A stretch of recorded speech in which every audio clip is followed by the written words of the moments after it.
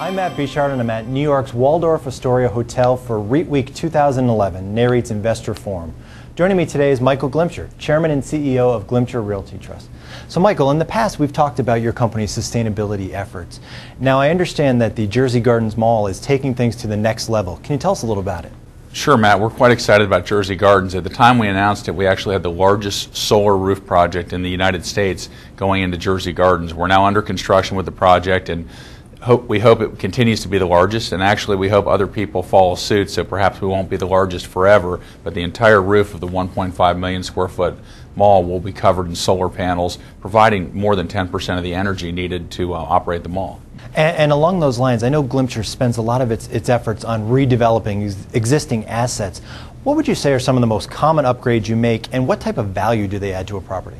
Well, certainly on the energy side, we're always looking at efficiency, and if we can provide the same level of service and the same quality of service to our customer, but at a lower price, we'd like to do that. So if it's usage of kilowatt hours because of the type of lighting we use, if it's the type of fixture we use, and the quality of the light that comes off, but we still deliver a great experience at a lesser price, that's something we look at commonly. But then as we renovate properties, what do people look at the most? It's interesting. They look at flooring. We always say as you're remodeling a property, start with the floor, work your way up to the ceiling, and spend your most money from the bottom, working your way to the top with the least amount of money.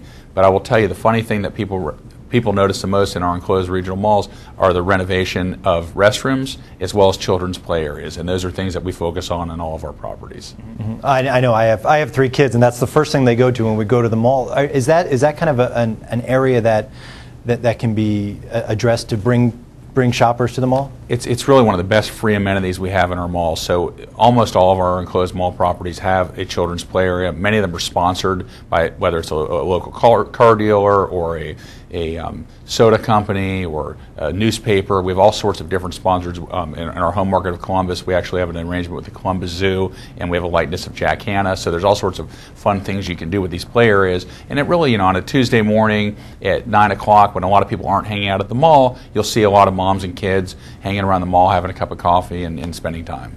Another common issue we've talked about in the past has been acquisitions. Where are you seeing the best value now, and how many acquisitions, do you have a target number in mind? It's really not about the amount of acquisitions, it's about the quality of acquisitions. So for us, we have to answer the question, does it make us better? If it doesn't make us better, we shouldn't look at that acquisition. There's a lot on the market in the B space, which frankly are the type of properties that we are trying to get away from versus work our way towards. There are several properties of higher quality, north of $400, maybe even north of $500 a foot, that are on the market. And at pricing that makes sense, we would be interested in one or perhaps even all of them. And it's just a matter of how can you win? Do you have the right institutional partner? And where does pricing go? So we're acutely focused on quality. If it fits in the top quartile of our portfolio, we definitely want it. If it jumps the middle, we're certainly interested in it. If it's in the bottom half, we're not looking at it.